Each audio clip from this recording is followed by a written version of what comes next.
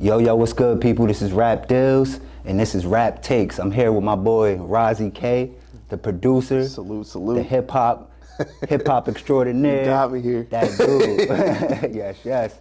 And we're here today to just talk some rap takes and talk about what's happening in hip hop and everything that's been going on. It's crazy right now, right? Bro, it's crazy right now. For real, it's really crazy. Yo, like, some people say that, like people are bugging for saying the take of, like, this feel like when Jay and Nas was going at it, but I don't think it's about the lyrics. I think it's about them being the two biggest artists lyrically. Yeah. You think that's a wrong comparison? Nah, this is very different because I think back then it was strictly, we already knew they were elite lyricists and they were at the top too. But I think back then it was simply about the bars, and we knew there's personal friction in history and whatnot. But this is different because it's in a different age. Like, this is now in the social media, and there's a lot of technological developments as well. So there's a little bit of different strategy in how they going about it in terms of, like, the rollout, in terms of how they presenting the disses. It's not just like going on the radio on Hot 97 or something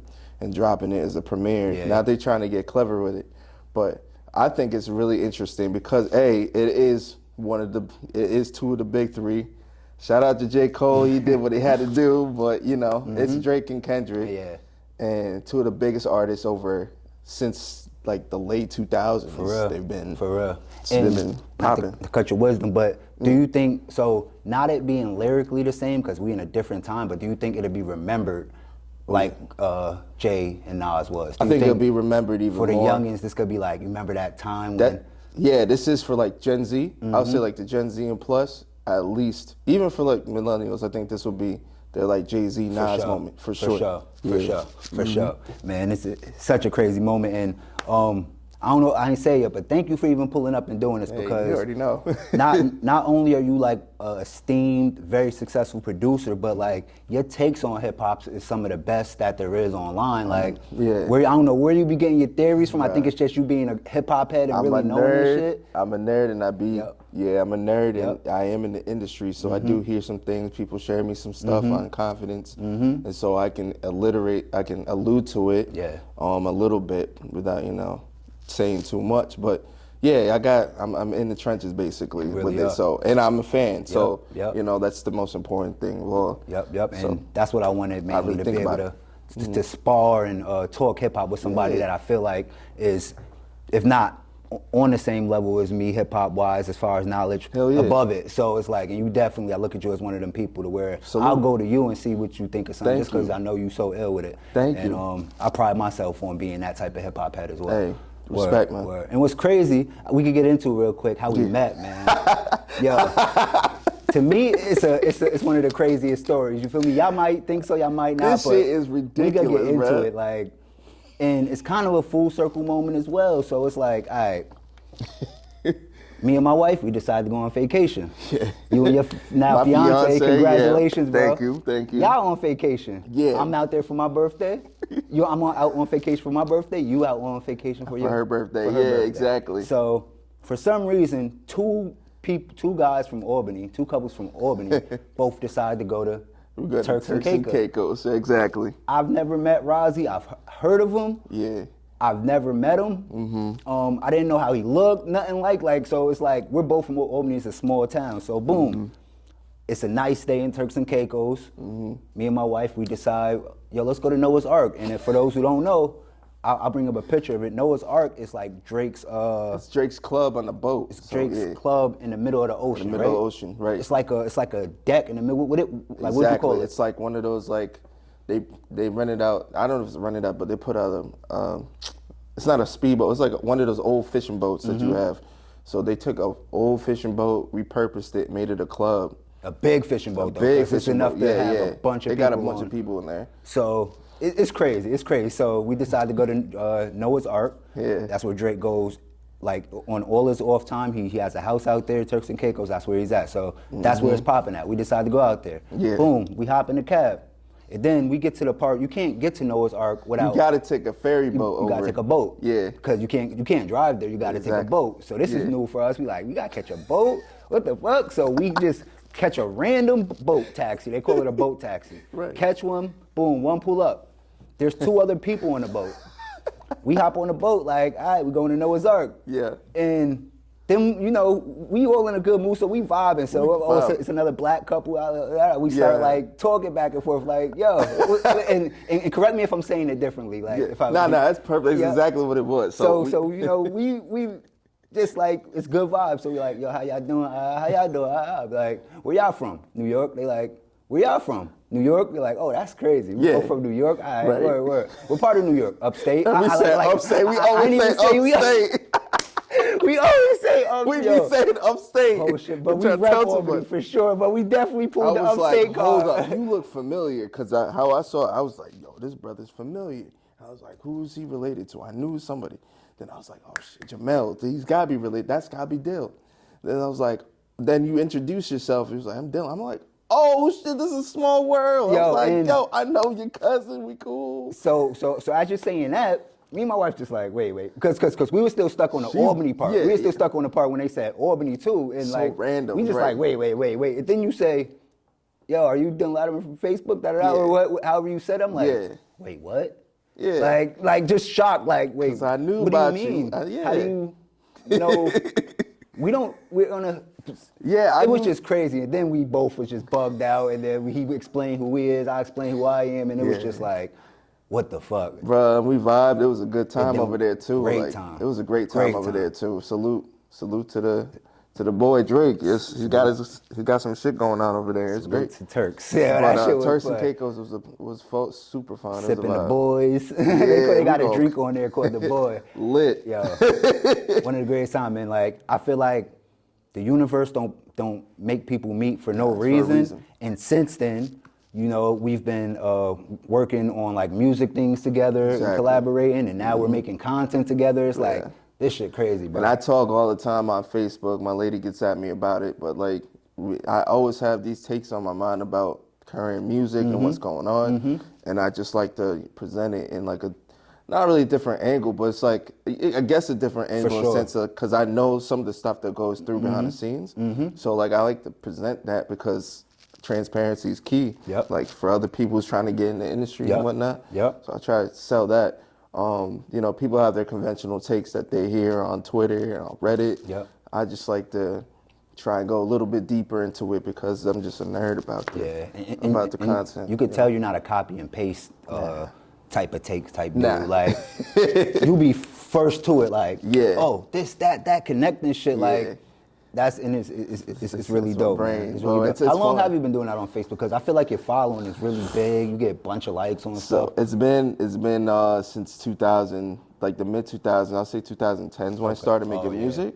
So like, I wasn't really pushing those music takes then, but I was using it to build a following for my music. Like, oh yeah, by the way, I make beats and like I produce for a bunch of people. So they're like, oh, so this must have a little bit of, you know, credibility and validity because you've actually worked with some folks. So, you know, by good grace, people actually started listening and paying attention just to get some, like, you know, just to get some takes and you know, ideas of like what they're thinking about, what they're listening to. So then more and more people started following and spreading the word, and then I just kept going consistently. It's not really like I'm really calculating this. It's more so, I'm just saying what's on my mind, and it is a way of marketing my music. So, you know, it's fun at the end of the day. I'm just a nerd, for real. I'll be saying it 1,000 times. Like, I want to just say something that's different. Like, I've thought about it and I peeped things, and I was like, yeah, by the way, this is probably gonna go on. This looks fraudulent, X, Y, Z. This is a rollout. I'll be just saying it because it's, for me, I can see the trends. I've been in boardrooms where they talk about marketing strategy and how they roll out a project, how they do a post rollout, all sorts of things, how they do stir up controversy. I've heard it all. So I could see it from like a mile away now when I see it like on social media.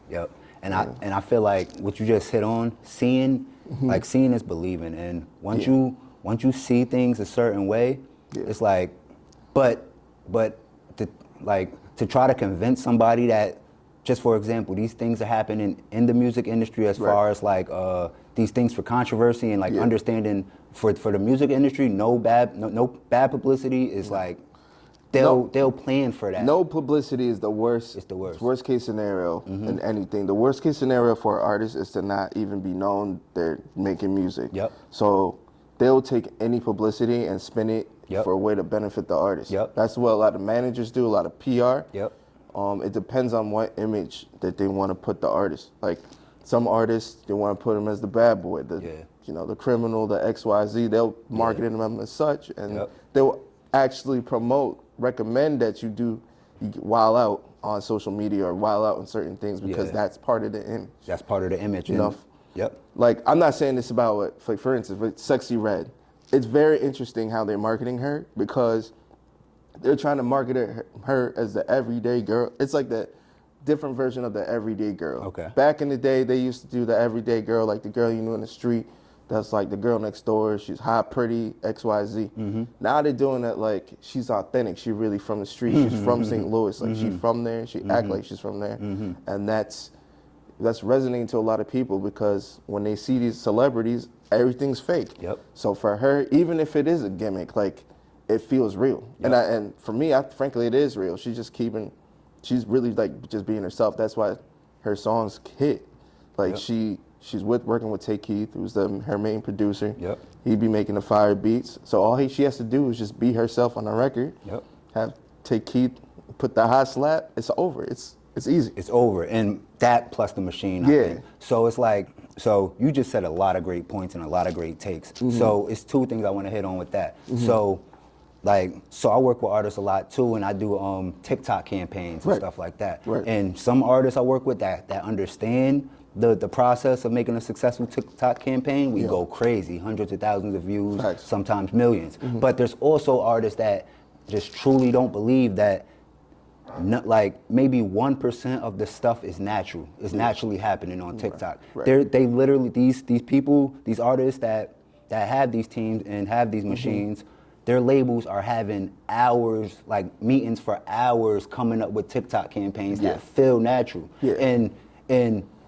for the artist to believe that's not happening, because if that TikTok campaign goes off, it makes the record. Like these things are very strategic, and very small percentage of it is happening naturally. The key is to make it feel natural and make it look like it's natural.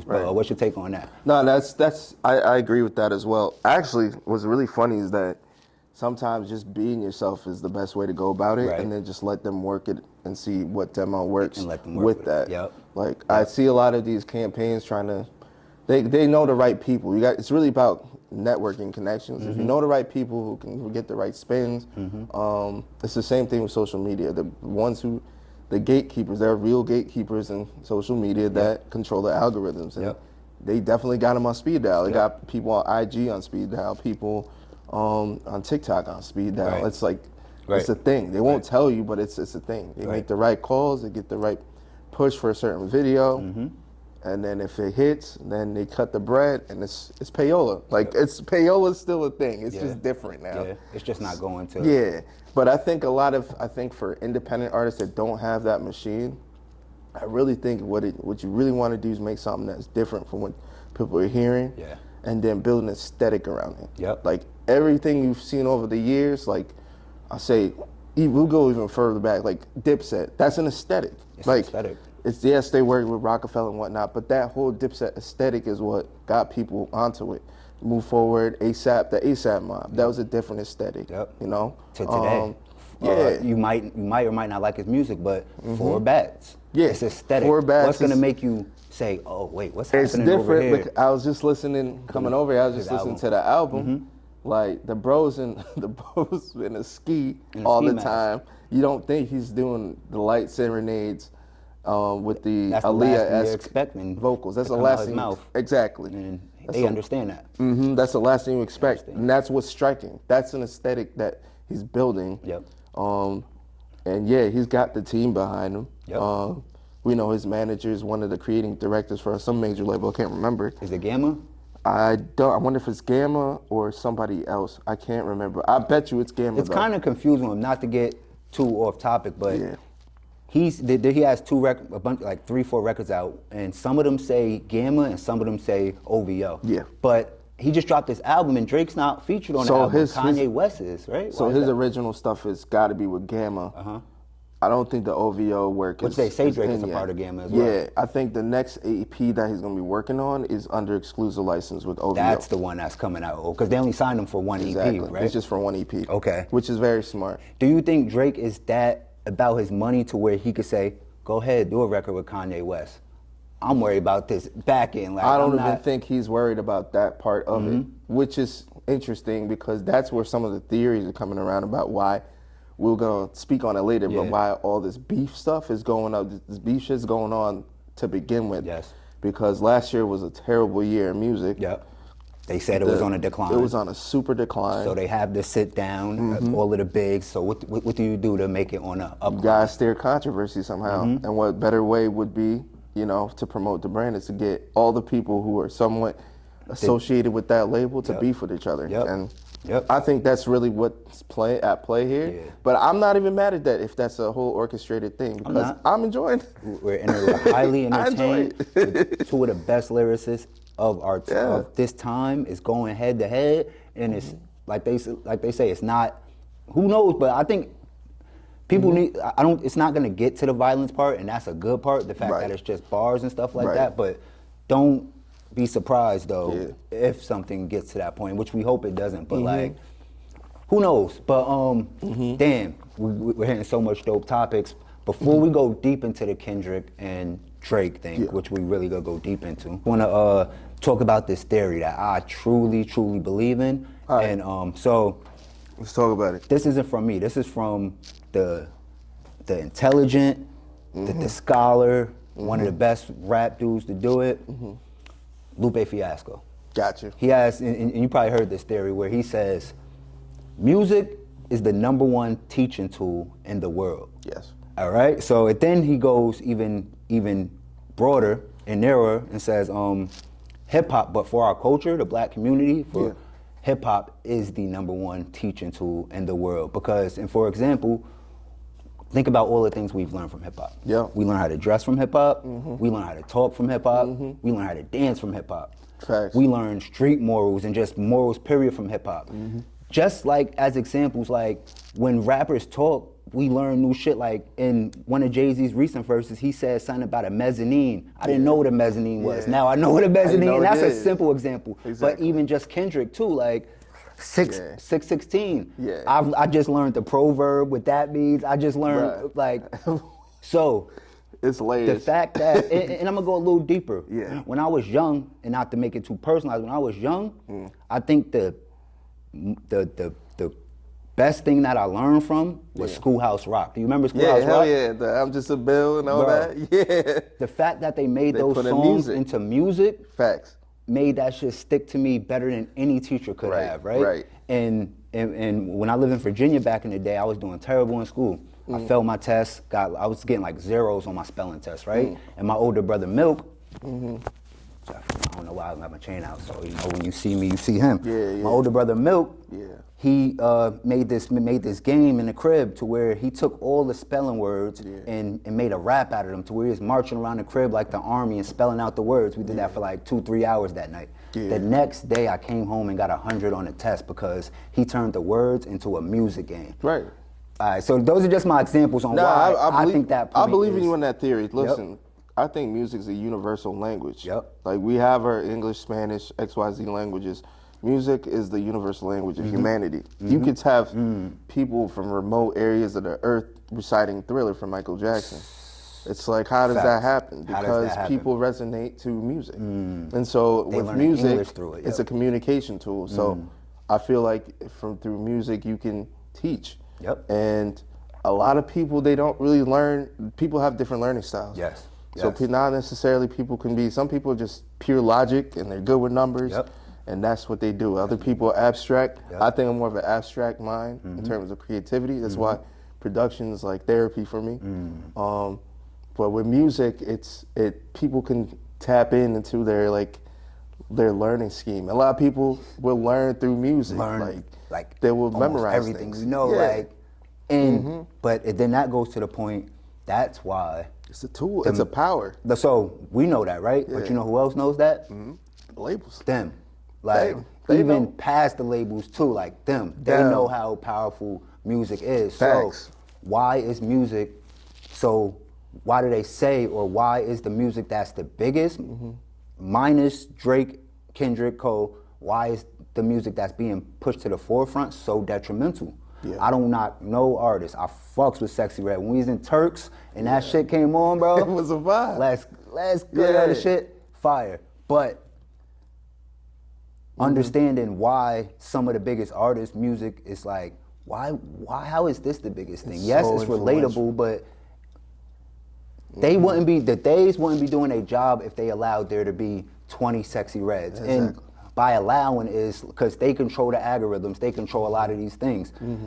And I honestly think there's just as much or more rappers that could rap bars and consciously than there is. Yeah. I mean, most of the youth rap like that, but there's a lot of great lyricists, right? And it's not that they're not here. They're not the ones that's being chosen to be put in the forefront because they're only going to put the most detrimental thing as the biggest thing because they don't want us to. They know it's the strongest teaching tool. So if they had 20, 30, 100 popping rappers that was on that type of time, a high frequency type of rap, we would be learning too much, bro. All this shit is arbitrary, like for real. Like you could make the most backpack rappers, conscious rappers, the biggest millionaires and billionaires today. If they just chose to push that. Like if they wanted to push that message, they could just say, we're gonna give a bag to Common, we're gonna give a bag to whoever, Lupe Fiasco. We gotta put the machine and press the button on Rex Life Raj. Or like, facts. You feel me? They could just press the button. They have that power to do so. They choose not to. It's too much against their agenda.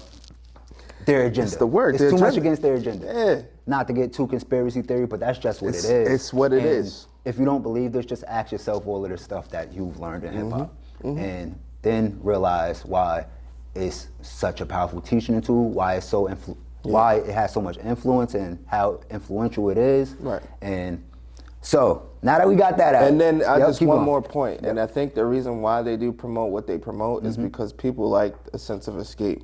People do like a sense of escape with music. That's why you do hear those critiques about J. Cole being boring, other people being boring, because they talk about everyday life, which we experience. Yeah. For a lot of people, that's real. Like, we want to hear that stuff about we're not alone in the struggle. We're not alone in the things that we have to go through. Right. Other people are trying to get away from that, so now that's why they pushing, the substance use and having to fly cars and have you going on trips and having to fly women, XYZ, because that's an escape. That's what you experience every day. So that's appealing to people. So that's an easy marketing tool. Easy. That's part of the reason. I won't just say because that's what they want to push, but also that's an easy thing to push and get millions on. Right. I definitely agree with that. And like, we like using music to escape too. Like, we like having fun too. Like, you feel me? All day. We listen to it all. I'm a situational listener. I could listen to some R&B, on a Friday night. I can listen to some Griselda while I'm at the gym. I'm a situational listener. So it depends on how I'm feeling and what I want to hear. Sometimes I do want to hear that fly shit. Other times I do want to hear the everyday struggle. Like, it all depends. It all depends on how you feeling at the moment and what frequency you want to be on. Thanks. Because the type of listener I am is, even since back in the day when the music used to come out on Tuesdays, still to this day, even if I got a gig at 8 a.m. in the morning, on Thursday nights, I'm staying up to 12 a.m. to listen to the new music that comes out. Right. And if there's albums that come out, I'm literally taking 2 to 3 hours and listening to the whole album. Man, you better than me, because I could get my sleep. Yo, it's like... But Friday morning, I do check what's out. Word. Yeah. Word. And like, for me, because we do this, and it's like, it's actually part of my job to do that, and I wouldn't expect the everyday listener to go to that extent. It doesn't make me a better hip-hop fan. It doesn't make me better than nobody with music. It's just... It's new music. That's hip-hop. My name is RapDillz. That's how I gotta be ingrained in this shit, and it's just a thing. Like, that's the type of hip-hop head I am. Like, so we got the casual listener, and we got the hip-hop heads, the hip-hop nerds. Yeah. And it's like, people gotta understand how to separate the two and know none of them is better than the next one. Like, that's just what you are. Like, it's just how you take in music and how and how you absorb it. Right, because that's all. There's some people that's Marvel nerds. Yeah. There's some people that's tech nerds. There's some people that's crypto nerds. Like, and that's who I want to tap into. Like, when I do these takes, I'm tapping into folks who I also have done production with, and other folks who may be casual listeners, but I just want to know a little bit more about what they're listening to. Right. And so that's the reason why I speak in the first place, just to give some information. Exactly. It's not really anything crazy like that. It's just like you want to learn something a little more.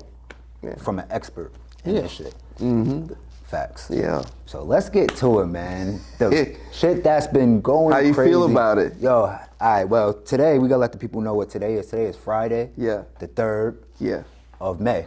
Right. Kendrick Lamar today at 6:16 Western time, right, in LA, dropped another one. So, like, when we planned this, we didn't know we was coming in with a brand new record to dissect. Let's talk about it, man. And we ain't gotta go all the way back to the beginning to like that, because everybody knows what's been going on. Yeah. How do you feel? Let's talk about this 6:16, and then let's talk about it overall. Like, all right, so this 6:16 in LA, I've listened to it about 5 times. First of all, the fact that I look through credits a lot. Can't remember his name off top. It's Jack, but Taylor Swift's producer. Soundwave. There's Soundwave, and then there's another guy, Jack. I don't know if it's like Antonov or something that name, but that Jack guy is Taylor Swift's main producer. Right. Who she worked with even on the newest album. Now you hear from back when Push-Ups, when he's talking about, and Taylor made, how Drake is talking about how Taylor Swift is his son, and like like his daddy or whatever, and saying like that she dictates what's moving, and that Kendrick can't move. So he turns around, gets Jack, the producer, to tailor make a diss track. Now, that's just the first thing I pop. Now, I'm not even talking about the significance of 6:16. I didn't even get to that yet. But hearing that, I heard there's an Al Green sample that he just laced it on some like Griselda shit, which I was surprised about, because he doesn't really do that too much. He hasn't done it in a while. It almost reminiscent of like Section 80 Kendrick, which I haven't heard him rapping like that in a long time. He's been very like artsy and trying to try stuff new, but he was like in his rap bag on this one. 6:16. This one is, I think, is even worse than Euphoria in terms of how personal it gets. Yeah. Because he's really alluding to how he knows that there's snakes in Drake's camp, and that they're only leeching him because he's got money and he's Drake. Yep. And so he's trying to say, you got to look within and like see who you really rocking with, who you rolling with, the people you doing business with. They all snaking you, and you have no idea. That's like a fact. But I know because I talk. Yeah, That's basically what I got off of that, and I was like, that hurts deeply, because no matter how much money you have, if your camp ain't with you, if you can't have people you can trust in your corner, you're living a miserable life, and you're living looking behind your back, paranoid all the time. So I saw that as even more scathing. It's like breaking the empire from the inside. And he be doing it on these calm beats, which is like, he did it on the calmest loop, which is like, oh, he's really trying to make sure you hear it. Like, because beats can be distracting, like, believe it or not. You want a hard beat sometimes for this, just for it to be emphasized.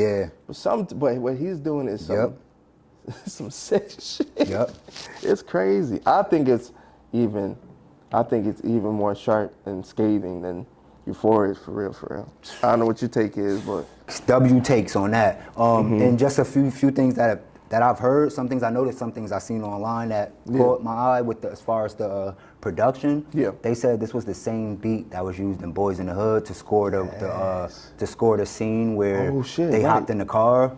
Oh, with the Ricky, with the Ricky scene. So they said this is basically Kendrick also saying, "I'm coming to kill you now. Like this is the warning shot. I'm coming to get you." They said that was the same Al Green flip or something like that. I gotta go back and see the scene again. But the illest thing I caught is I need to quote the actual bar. But in the beginning, when he started it with the Off-White line, right? Yes. They're saying that that's a reference of on the last record, Euphoria, when he said the thing about back to back. I'm gonna get back to that. I'm gonna get back to that. They say he's getting back to that and alluding to him. Well, they're alluding to Daylight, Yeah. the rapper, Yeah. wrote back to back. I don't know how true that is from the, like, so. And Daylight, he be talking, but he's smart. Daylight's smart because he been talking this whole time, but he's never mentioned that. He's never and I think it's very calculated why they're not. Yeah. Because I know Daylight works with TDE. Yeah, Punch. Heavy. He's in a group with He's Punch. part of the group with Punch. So I don't put it past if it's true that Drake got. If he didn't write back to like back, we know that he gets help with things and all that, and that's cool. Like people accepted that, right? if he didn't write back to back, that's a damn shame, bro. Does he lose if this comes out and it gets finally exposed? If they expose that he hasn't written back to back, it's actually a dub. Yep. Like you can't really justify it. You can say, oh, people get written credits XYZ, like. Nah, like that's one of the biggest diss records in our time, like modern rise. Yeah. As of recent. It's like you got a fake W if that's the case. I hope you don't think it's the case. I really don't think so. I think he wrote it, but if that's what he's saying in those first few bars, and he said he was gonna get back to it, that's a dagger right there. Man. That's a dagger. That's a nuke right there. He said he knows too much. Like, I just want to play a piece of the record that he dropped today, because this I didn't see nothing online about it. Right. And I have to do my research. I wish I would have did my research before we even sat down on it. But at the end of the record, right? You know how he's talking about how you have snakes in your camp, This is how he ends the record. And to the everydayer, and which we assume is that he's talking about Michael Jackson, right? Time that you look around on who's around you before you figure that you're not alone, ask what Mike would do.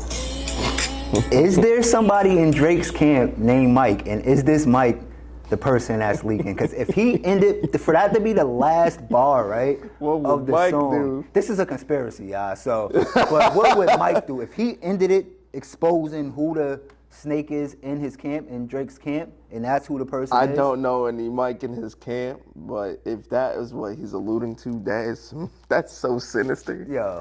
Because I bet he does know like who's talking. I bet people are talking to him. And I don't know why I heard that different. I just felt like it was too easy for him to just be talking about Michael Jackson. Unless I didn't put it together. Yeah, because I was thinking about how I interpreted that was that you were not alone with the song. You were not alone with Mike Jack. And I was thinking about his circle during the times leading up to his death.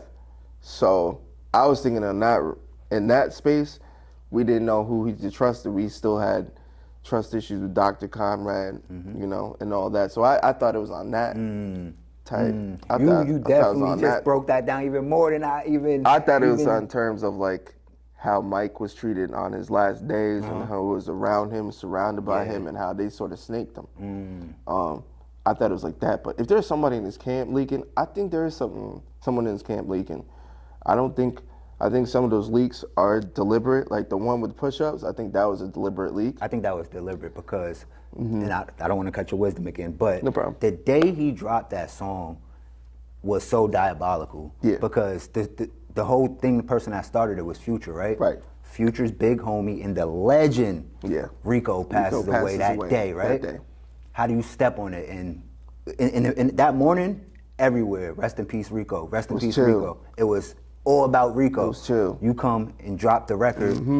No more, nobody's even, and rest in peace to the legend one more time. I'm not saying this in any disrespect. Organized noise, man. But you drop the record and now nobody is thinking about the death of the legend no more. And that's Future's cousin. Future's cousin, big homie, like big, like this is connected to Future in a big way. So how do you quiet, and then how do you do it to be able to say, oh no, that's not what I was trying to do? You say it's a leak. Nah, you just say it's a leak, but you know, I think that one was deliberate. Like I didn't really see that angle with it, so thank you for telling me. That does make sense though, because that was what was the news that morning. That's what actually happened.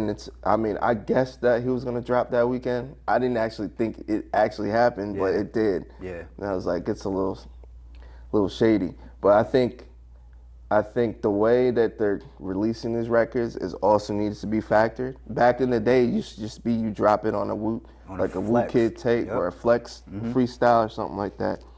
Now people are starting to do leaks. Now people are starting to use AI. So it's getting a little confusing They're in the giving waters. him the streamers right now. And I think don't that's, agree with. He's the new flex right now. Oh yeah, I can't say. And I'm not even an Act fan, but he I gotta give some respect. He gets his respect for how he. I hate to say it, but I'm a hater. Same way. But I Same gotta way. give respect to Act because he's actually taking the time to do ridiculous First time he streams ever and did break anything things down. DJ wise. First time he ever did anything DJ He's actually wise. doing And now something you could call him DJ productive, Academics. yeah. And he is breaking it down. That's Yeah. what he even said. My name is Academics. I break down. You feel me?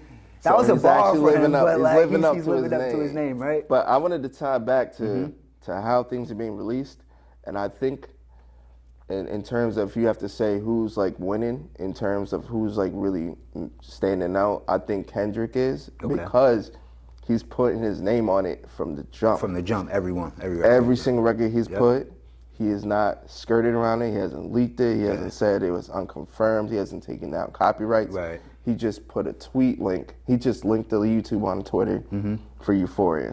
This next one, he just drops another one on Instagram. Love that Says, shit. This is out. This is this. Like, and he's saying he's putting it on his jacket, and he's putting on DSPs like right away. Yeah. So I think I give him that edge because he's putting a name to the bullet, and he's claiming that it's me. Like, it's really me. This ain't fake. This ain't speculation. This is ain't me Allen talking. Iverson. This is straight. So I give him that one up. It's just very interesting how they're gonna move forward. I'm just very curious about how this thing moves forward because it's like body punches right now. May 3rd. Yeah. People are asking, is Drake on the clock? Is Drake on the clock? Honestly, he already told us what he's about to do. He before Kendrick dropped, he said, when you come, I'm coming right back. Yeah. So I think within the next weeks, we're going to have a Drake bomb. Yeah. And as fire as I think Euphoria and 616 is, and like that, and I'm not biased, but from a fan perspective, I'm more on a Kendrick end. Yeah. Drake ain't playing right now. He does not play. He really this dude is really throwing hands right now with a lot of people and with the main character. And that's what I which is respect Kendrick. about him because he's not backing down. That's not like the backing one down. you can say he's a culture vulture and things like that. But I give him credit whenever people tested him. He throwing hands. Even though he does his little subs does his stuff. on all these singles. But when it comes to it, he throws hands every time. Every time. So he's here. For me, I'm not getting on the hype train where this person won this battle ain't over. I just want to hear the over. music and analyze it and see how this can be advantageous, disadvantageous. I'm just seeing it like a commentator for real. Right.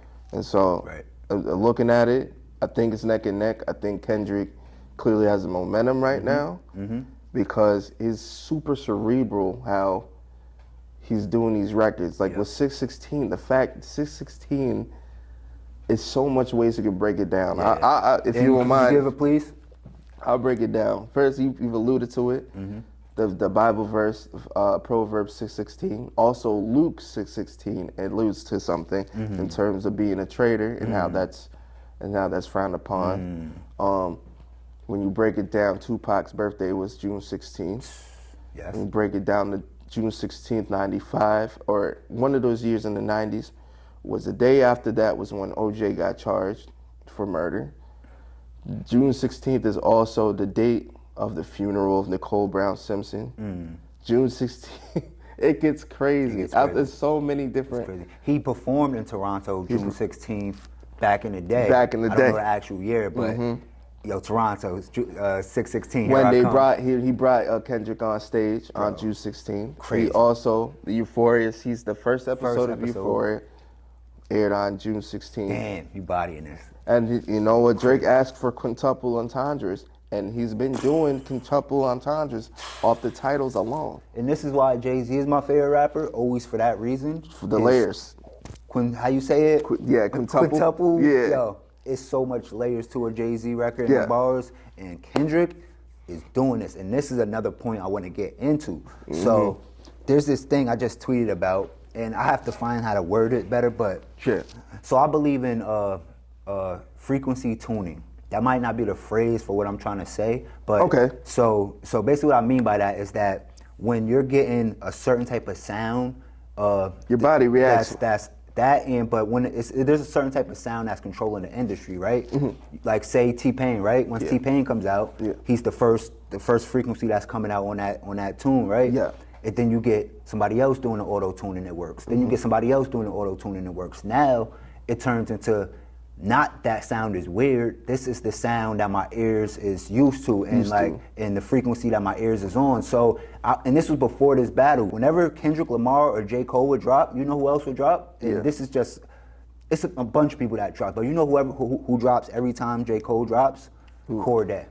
And because, and the reason why I think is because Kendrick is such a big artist to where he's mainstream. He's a mainstream artist, but because he's mainstream and his sound is so big, he controls the frequencies of what people want to hear. Gotcha. So when Kendrick album first dropped, it's a lot of people that might be like, this is too wordy, this is too wordy. But now, if somebody else that's on that type of time drops an album, their ears is used to it. I definitely what you're talking about. Yeah. I definitely was in some meetings where they said, this is the sound right now, because that's why this person dropped. And so we're trying to push that because that's what they're hearing. That's what their ears. You know, it's a great example. It makes it digestible. You know, it's a great example. Which you're gonna see.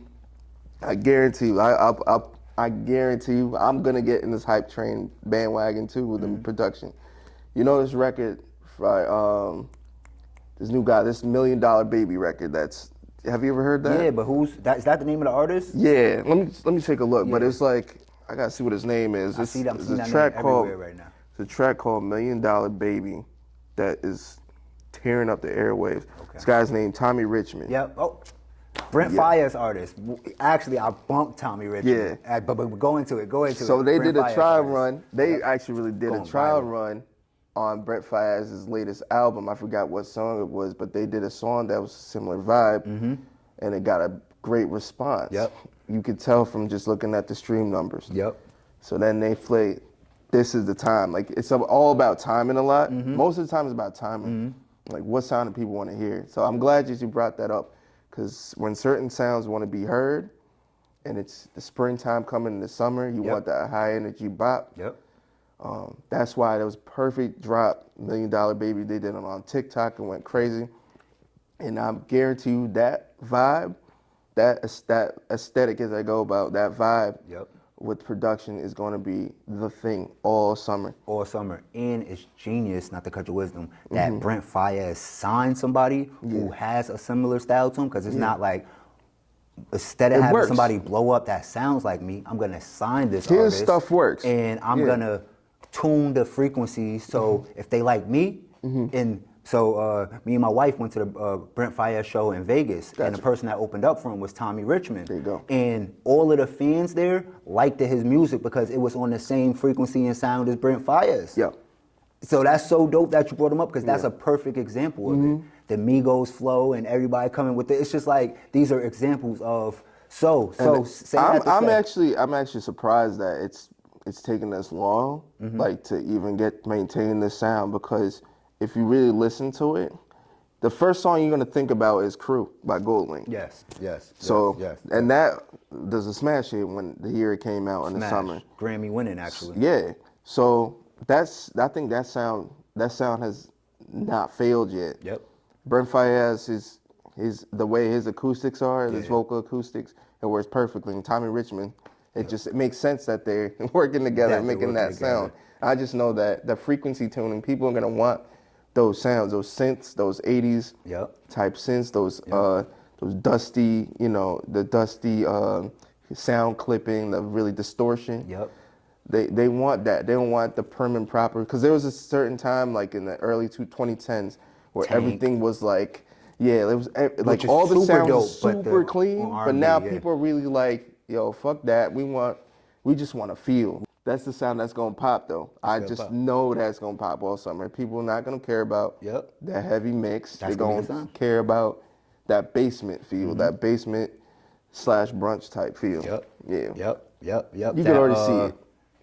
Yeah. It's the effect. Farrah sound, I think they call it. You would know more about it, but that's kind of how you even get that the sped up, slow down vibe. But it changes you know more about that than me. But being that we both agree with the frequency tuning, I think this record that Kendrick just put out a few days after Euphoria is hitting even harder because even before that, with these last few records, yeah, Push-Ups was party, yeah, Like That was party, but they're also bars. Yeah. And I feel like these records are being more appreciated now because the ears are tuned to understanding bars. Right. And I think this record that he dropped today, 616, is going to be way more appreciated, and people are going to take the time out more to try to understand it because they're kind of tuned to that after breaking down Euphoria. And you peep how he's using the 6, a leader ring in the 6 because Drake is the 6th guy. The 6th guy, another one. Yep. He's methodical. He's wilding, but so I think hip hop is in a great direction. It's in a great because if people are being tuned into liking lyrics again, in which they never went away, but wanting that as the mainstream, we're in a good space, and this has been a good year. And it's great because the young folks get this stigma of like they don't care about the bars, they just care about the vibe. Right. But now this is their opportunity to really pay attention and listen to the lyrics and see what people are saying because you want to get the dirt. Yep. So in order to do that, you got to listen to what's being said or the metaphors that are being said. So it's a great time. It's a great time. Yeah. It's a great time. And I think it's only because it's what they had. The new 2000 Today music, I'm 100% with, but that's been the majority for the past however much years. Copy. Right. And it's not the youngins' fault that that's what they like or that's what they think they only like. Now that they're about to start getting it from the mainstreams, like these bars and the shits that you gotta, the thing with this battle, I think it goes down to how the music ages as well. Yeah. What do you think? I think in terms of the aging of music, I think this battle will go down to who's telling the truth about what we don't know. Yeah, because there could be a lot of lies. And the ways, and then people are going to see how it aged, and that's where I think Kendrick might have something to it because he's using these soul samples deliberately. The Teddy Pendergrass sample, it's a Teddy Pendergrass sample on the Euphoria. And that's where it started with, huh? It started with that. Okay. It started with that, and I think it's continuing that soul. He's trying to allude to like music that really makes you think inward, introspective. Also, I'm trying to diss To Pimp a Butterfly. I feel like he's trying to flip it and say, hey, I'm going to double down. Crazy thing about the Teddy Pendergrass thing, that's also a dig. The sample use itself is a dig at Drake because as somebody put me onto it. That's what's great about like folks, like they'll just let me know things. So that's great. But someone told me that like Teddy Pendergrass suffered a car accident and was paralyzed and had to be restrained to a wheelchair. Wheelchair Jimmy. Crazy. Drake from Degrassi. Crazy. It's a lot of play with what he's doing. I think everything he's doing is calculated, which is scary because it doesn't sound calculated. To be able to think that way, it proves and it validates why he's won this Pulitzer Prize and stuff. His writing, to be able to, like, I'm trying to even think about the process of as you're writing. How are you writing this on a paper? You're not writing this in 16 dots. And I don't know if Drake can do it bars. like this. I don't know if he can do it to this level, but he can. I think Drake. What's scary about Drake is that if you've heard his old stuff, like Room for Improvement, Comeback Season, Take Care, even stuff for recent. He gets in his lyrical bag. When he does, he's talking. The fact that Kendrick took the timestamp. Yeah, he took the timestamp. That's all everybody was saying. Yeah, that was obvious, but there's so many layers to it. That one was literally like just a gut punch because most likely Drake was gonna come with a timestamp record. It's just people, the world was talking too much and saying, "Yo, Drake just dropped a timestamp." But now that's Drake, is it even cool if Drake still does it? Yeah, it still is. It's still gonna be solidified. Dope, right? Every time I hear timestamp, that's his thing. That's his thing. So he didn't take that away. He didn't take a little bit of the. No, not one bit. The thrust. I don't think he did one bit. Okay. I think if he does another timestamp, he could say 8 a.m. and wherever he is. Yeah. 8 a.m. in Compton, say he's in the city or somewhere. Yep. It'll work. It'll work either way. But he has to really be talking on this next record because Kendrick is talking, and the best thing about it is he's saying so much within these records. Yes. That's why people keep spinning them over and over again, and that's money. which makes me think about what's the play, the industry play. I'm seeing what's in the huddle. You bodied that because it's like it's becoming spinning fun. So like that's another example we made, like with the whole Marvel thing. I'm super like my pastime other than hip hop is Marvel movies, right? Yeah. And anytime I go and see a Marvel movie or watch a Marvel show on Disney Plus, I'm going to New Rockstars or one of the channels, and I'm going to see what's the Easter eggs and the things I missed and stuff. And that's a whole nother layer that makes this interesting. So which makes you enjoy it even more. This is happening with hip hop. Now the people that like breaking shit down and finding the Easter eggs that they didn't know about, now they're going to listen to it 10 times to be the first to discover this Easter egg and all that. So that's more streams. And that's more money. You think he did that intentionally? Yeah, I think that's part of the game, but I think that's part of the culture, but it works out financially because I love that for hip hop though. It's part of the culture. We listen to things over and over again just to get more different perspective, to understand the lyrics deeper. Yep. But at the same time, they're putting it on these stream sites and everything. That's money. So like we're gonna spin it over and over. They're gonna play it in the clubs, and it's gonna yield dividends for these labels, which makes me think this is all part of the game because of what happened last year. But I'm not even tripping on that because we all enjoying it, and it's something they haven't advertised, they haven't marketed before. Right. We've never seen this is a once in a these lifetime high players since 20 years ago, like sparring. Like we've never seen it. Never seen it, and it's I think it's a little bit of the same sneaking the medicine into the candy jar. Facts. Because what was my point? Because I think it was Drake. I think it's like with Drake. Yeah. Drake is really good at that. But you know who else is really good at that? And he said this is why I think Cole is one of the best lyricists in the game. Period, in my opinion. But I agree. He even said he understands. He's so great because he understands the art of dumbing down. Yeah. You ever heard a Cole line to where you just like, what are you doing? bro, that was the most simplest bar, but the casual, everyday, not simple-minded person, but simple-minded listener, gonna be like, oh my they can God, relate to this it. nigga just said. And it'd be the simplest thing, but Cole, he's doing that purposely. He could be the most complex rapper in the world if he wants to, right? But he understands you have to dumb it down and put things that they could catch and understand, still be impressed with at the same time. That's J. Cole's superpower. That's his superpower. Has a relatability. He runs around in a bike in the Bronx, going through Fordham. Like he's relatable. Yeah. And that's his brand. So when he does these lyrics, and he could go there, he could go to Mars with the lyrics, but he does intentionally say some things that are catchy and it's just real simple, so that everybody can understand it. And those who are like the casual listener and just want to hear the bops, they're gonna enjoy it.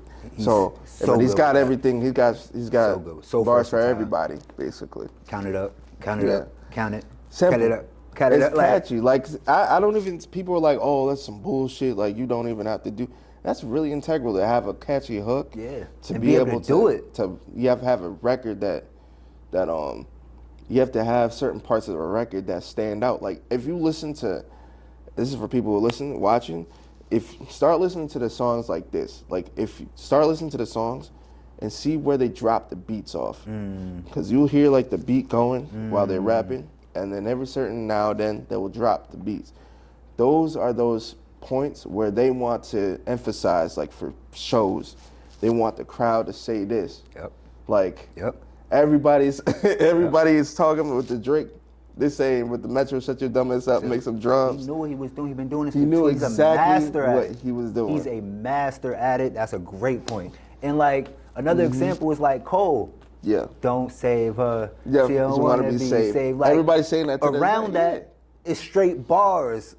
But in the middle of that, he just say like, it's just shit like that to where they know. They know they're really masters of ceremony and they understand the basics of hip hop. Like, and it's not a lot of people that understand that when I say so and so, you say they're not doing that. Respond. But it's the same. It's the same. It's elementary to hip hop. It is part of hip hop. So those simple bars, those simple phrases, repetition, is part of hip hop. You need it to keep it entertaining and to to feel me.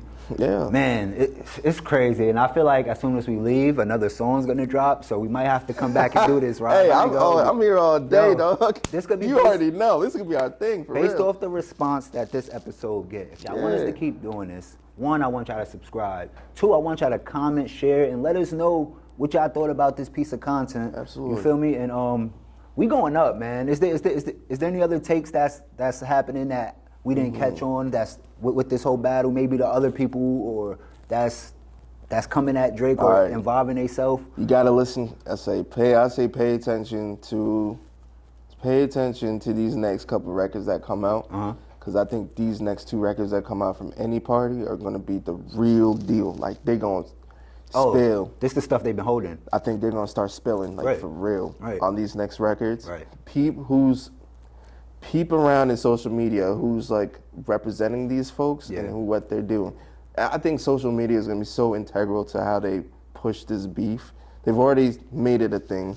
We already saw Drake use the AI. Yep. A lot of people have mixed messages. For me, I'm thinking, hey, it's pretty forward thinking. You trying to get personal because he's a West Coast guy. Yeah. Trying to say your idols is disappointed in you. Especially with all the AI. I just want to see how they move in terms of. I just see how move on in terms of how they market and roll out because it's gonna be very different from what we know.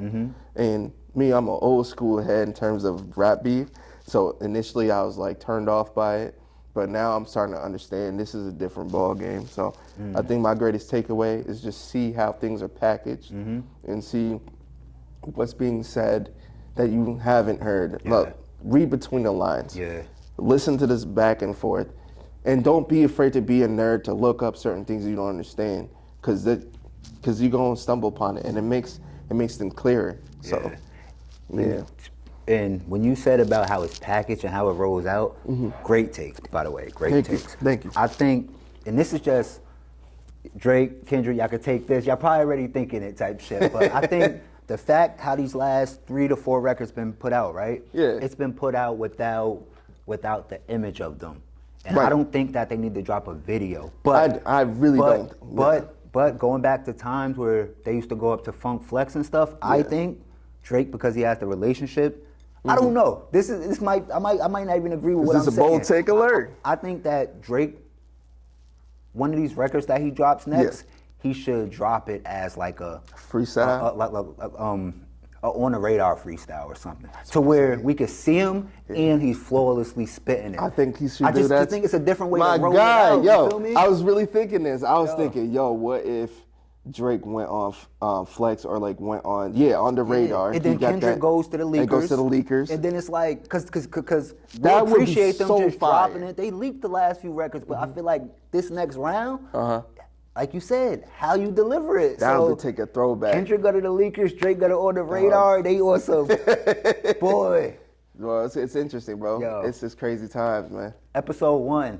RapTakes. sir. I think that's what it's called. Or maybe it should be called Rap Nerds. I don't know. Y'all let us know actually what y'all think this show to be called and if we should keep it going. We outside with it, bro. We outside with it. We got my boy Raisi K. Yes, sir. Where could they find you at? Hey, listen, man. You can find me on these social media internets. I got a website, www.raisinmanarmy.com. Catch me on Twitter, RapDillz Raisi K. Catch me on Instagram, The Raisin Man. Artist tap in. I'm always working. The catalog speaks for itself, so I really salute. And this is a long time coming. We're trying to set this up. That's a fact. I know this ain't the end, so we're gonna come here and tell our takes and just follow, man. Yep. And I also want to hear your story as well, because I want to hear about like how much cartoons and stuff did you actually watch as a kid to be able to flip these. Like, are you heavily into cartoon? Not just saying cartoon. Are you heavily into video games and cartoons like that? I'm a super nerd. Like, I like my anime and stuff. Yeah. Beats, bro. That's a whole other thing that we're gonna have to talk about in another interview, because I could go all day, genius man. with that, bro. I could go all day with my method to the madness. Bro, I just know that all this stuff.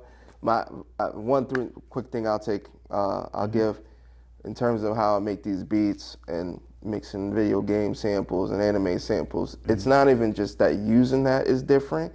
It's the fact that I've been influenced by all these East Coast artists and producers, and And when you hear these mixes out there, they don't really incorporate that grungy feel that I feel. I was like, look, I wanna make beats that the homies can rap to, freestyle to, and think is cool using these samples. And then they be like, wait a minute, this is a Mario sample? This is a Mortal Kombat sample? What the fuck you doing, bro?